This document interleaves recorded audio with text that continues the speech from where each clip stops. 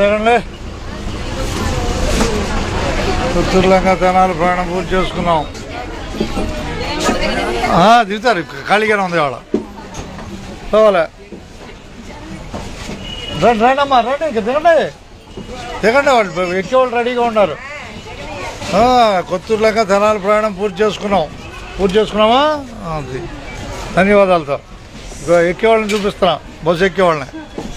5:15 బయలుదేరుతుంది బస్సు. హుషారుగా బస్సు ఎక్కటమే.